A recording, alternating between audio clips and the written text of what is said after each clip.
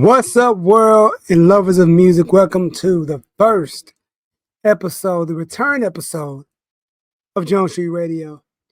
I'm your host, JunesEightyEIght. I decided to bring this podcast back because of a good buddy of mine by the name of Nix of Do You Speak Geek podcast and the Color Commentary podcast, which I'm a member of. It's an awesome podcast, and I got inspired to bring this podcast back. Just via a post he made, just a random post. I'm like, let me bring this show back for the fall and really go forward with it. And I decided to put it on my music channel and everything. So I decided, let me just give it a try. Let me do this again. And excuse the lighting. I'm trying to figure out my lighting right now, trying to figure out how I want to do this lighting thing. So bear with me. It's gonna be better the next time on the next episode. But yeah, I just wanted to do this, may bring this back because I wanted to showcase not just myself, but other artists as well. Because you see artists and up and coming artists coming up and they're trying to get quote unquote on, and I always said I want to give people the platform, artists like myself, the platform, because I always said when I was coming up, I didn't have big brother, big sister to help me out, give me the tools to thrive in what I'm doing now. In the words of my boy Bryce, I had to take my bumps. Man. I fell many a times, took many L's, like a lot of just, not knowing certain things, thinking I know things that I didn't know. And I just want to educate people, especially my fellow independent artists, on certain things. Excuse me if I'm looking down, I got notes. I mean, this is just a little intro breakdown of what I'm going to be talking about. And then I'm going to segue into the first topic of the day. And I just feel like a lot of independent artists don't know what to do, and they have questions, and a lot of people don't want to answer them. I guess you would call those gatekeepers, because a lot of people don't want to give the information that they've learned, because they don't want to get somebody ahead. They don't want anybody to get ahead of them, which me personally, like, I don't care. Because like, all right, if I give you the tools and give you the resources, if you use it, cool. If you don't. I feel like the necessary things that I've done to get to where I'm at, I feel like it don't matter what you do. If you get ahead of me, that's cool. If you don't, you don't. I feel like I'm gonna thrive regardless. You know what I mean? That's my whole thing. And I think a lot of people don't want people to get ahead of them. That's why they keep everything close to the chest. Like, yo, man, how'd you get that deal? How'd you get, you know, they start doing stuff like that. Like, they don't tell you what you want to know. Like, yo, how'd you get on that show? Man, they stop texting you. Then you be talking. You ask like, yo, man, how do you get that? Then they don't respond. They start responding. They just me. If you ask me any question, I'm probably gonna tell you. Cause really, I'm like, I want us all to thrive. That's my thing. Like, what more am I gonna have if I don't tell you? You know what I mean? What am I gonna have? Like, what more can I possibly have that you know what I mean? Because I feel like the people that didn't answer my questions, I still found the answer anyway. If I ask you and you don't tell me, I'm going to ask somebody else. I'm going to research. How'd you get on that? If you don't tell me, cool, I will find out anyway. So you might as well tell me, because I'm going to find out anyway. You know what I mean? Unless it's something that I can't speak on, like, yo, how'd you get this? Like, yo, I got this because of what I know, or this, it was just opportunity happened. Somebody blessed me with opportunity that I couldn't, for a show, I couldn't turn it down. It was a big money deal. It's just one of the things. But I feel like I don't want to be that kind of artist. And I've seen it. I've been through it where you try to get information, but then people don't want to share it. You emailing people, they don't respond back to your emails. And you hitting a venue, they're not responding. You hitting a venue, no response. You're going to the venue asking for the information. They tell you emailing, well, I did that. And I've been waiting on the email back for God knows how long. And that's the sucky part of it. And let me get into, today's topic, because I saw this. Me and my boy Izzy was talking about this on our sports podcast called The Show About Another. Check that out on YouTube. I'll link that in the description. We got a whole playlist. But he was talking about is hip hop dead? I'm like, and it pretty much was talking about the big three.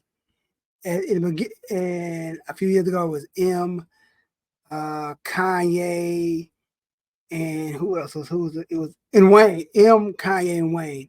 Now it's Kendrick, Cole, Drake. And I'm like, who's our big three now? Like who's the it's like those are our big three, but who's the next coming up? And I like they were asking, is hip hop dead? And the whole thing of where it goes to there hasn't been a #1 hip hop single. I'm like, I look at that kind of like in the sense of like music is getting digested so fast. It's going so quickly. It's going boom, boom, boom, boom. It's moving so fast, so quick. It's like, man, you blink and you miss it type thing. And it's hard for people to process so much stuff. You're getting so much music at one time. You got this person dropping an album. You got this person dropping an album. You got this person dropping this. You got this person doing that. It's so much going so fast, and everything sounds the same. Everything sounds the same. You turn on the radio, every song sounds the same. I haven't listened to the radio since 2010, 2009, 2010. Whatever year that Mario song with Gucci Mane and Sean Garrett, that song when Mario was what is it called? Break Up, not Break Up Makeup, that's Jason. No, that's Jeremiah. Whatever that song is, they played that song that summer on the radio I'm talking about non-stop, back to back. One radio station played it. They played it again, played some more songs, played it again, played 3 more songs, played it again. I was like, I'm tired of it. Then we go to another radio station. They played it, that song on the radio all day. I had I literally had a radio in my room. I said, F it. I'm done. Sorry. I just threw my whole radio away. You know what I mean? This is annoying now. And that was just 2009, 2010. Nowadays, everything sounds the same on the radio. I don't even listen to the radio time in the car. You know what I mean? Or I got my music on my phone, which everybody does.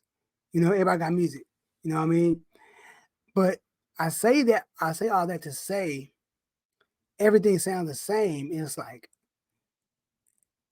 all the trap, it's just so much stuff going on there. Like you got the new wave of gangster music out. You got all this repetitive stuff. It's so repetitive. And I get it. That's what we live in. That's what's selling. You know, man. You know what I'm saying? Too much of a good thing is bad for you. You know what I mean? Too much of a good thing is bad for you.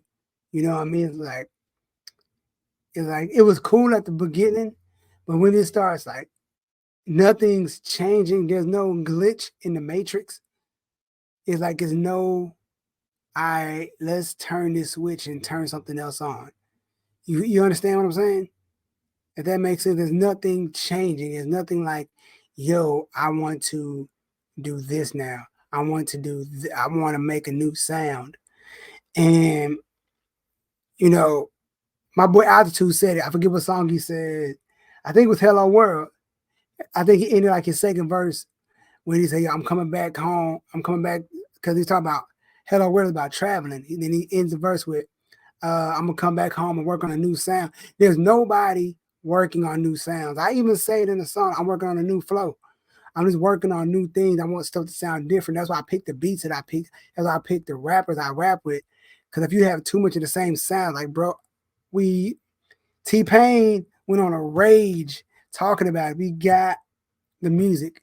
He like, we have two people with the name Baby in their name. Like, just make music, make good music. You know what I mean? A lot of these, y'all wonder why I don't like y'all stuff. Some of y'all people that send me stuff, because it all sounds the same. Just make music. And one of my artist buddies, he was telling me one time, I got to make a song for the club. I got to make a song for the club. Like, bro, you don't even go to the club. You know what I'm saying? I don't go to the club. The people we hang with don't go to the. I'm like, it's all right. I want to make a song for the club. I want to make a song for the radio. I'm like, bro, just make music. And if it transitions into the club, cool. If it hits, becomes a radio hit, cool. But I feel like if you go in saying I'm gonna make this kind of song, I feel like it's not gonna work unless you got a machine behind you. If you're strictly independent, it's gonna be hard to get your music into these clubs, onto these radio stations. You know what I mean? Or you just gotta hope you go freaking viral on TikTok. But even if you go viral on TikTok, that's just a wave, because they were talking about in the same video, they were talking about Coyle Ray, how she had two viral TikTok songs, but her sophomore album, didn't her didn't do numbers. It didn't move units. It didn't do that well. I think it did like a couple thousand, if I'm not mistaken. I don't have the number off the top of my head, but I don't think it didn't do big numbers. But she got two viral hits. But I don't think viral hits turns into album sales or streams. I don't think it works that way. As an artist myself, a person that has a lot of music on Spotify and Apple Music, Junes88, I don't think it matters if you go viral. I think it gets you attention, the attention that you. I think if you're an artist and you get the attention that you need on a viral TikTok, if you could capitalize on it at the right time, then you may have a shot. You may have a legitimate shot of doing something major. You know what I mean? You gotta, if you drop us, because a lot of times you don't even know the person who the song is attached to. You know what I mean? Because somebody may use it in their video and somebody on their TikTok video, and then this person they clip it and use the sound from that video, and now that song is just, it's like the game you play telephone. By the time it gets to you tell one person something, by the time it gets back to you, it's a whole different story.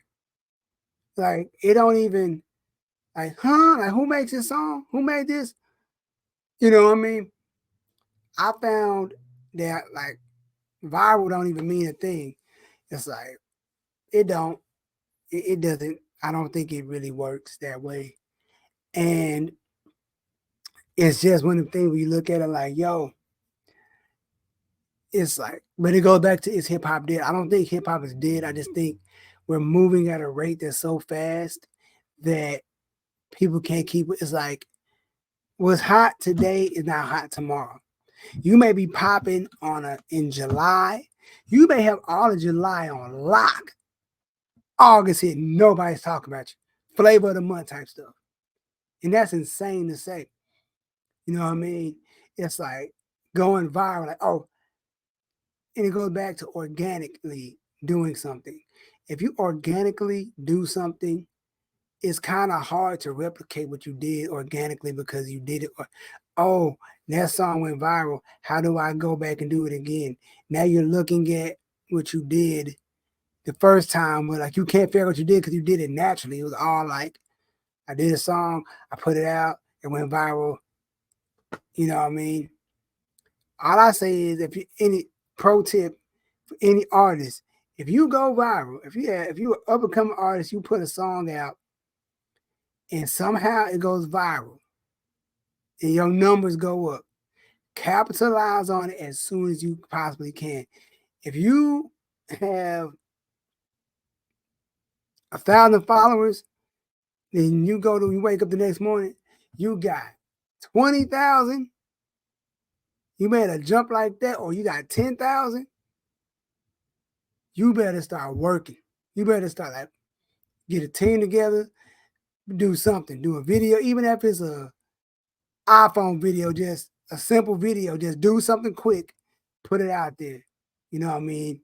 Just work. Just try to get booked, because if you bubbling, start doing some work. Start getting something going, because you just can't like fade back and try to come back, because it's if you hot right then, I just say capitalize on it as you can. And when it comes to that, before I'm gonna get up out of here, because I'm keeping this first episode fairly short. Do people care about singles or albums? That's my question. And I'll say it like this.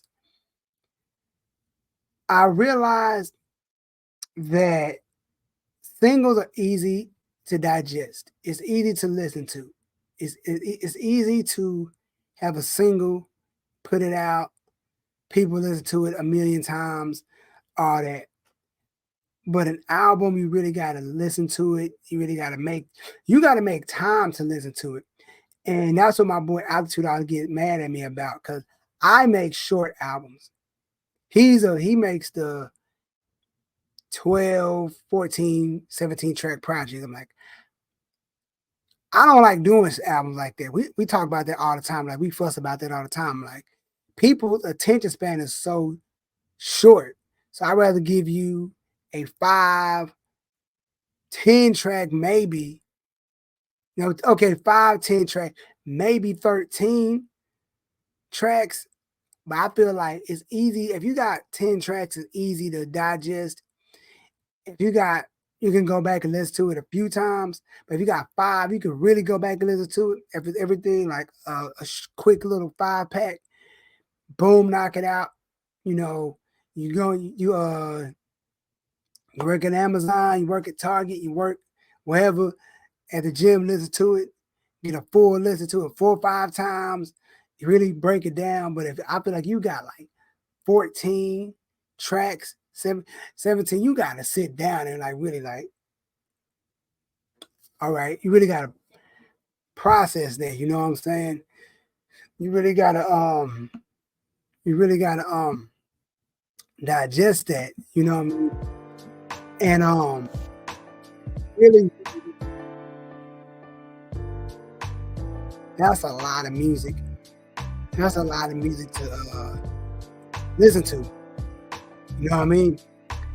And that's just my opinion. One day I will make a 14, 17 track project, but I don't think it's necessary in this day and age, because we're in a new era where people don't care about long projects. They want to listen to something. They want to turn up now, and that's it. But it depends on the artist. You know, if you're going to a Kendrick album, you know what you're going to get. You know it's going to be a hefty project. Cole, hefty project. Drake probably going to give you a hefty project. If it's rappers with a lot of bars, you know you're going to get a lengthy album. But if it's an album that, if you don't want to turn up music, it probably ain't going to be there. If you're into the game for lyrics, you're really going to like, oh, I like this project.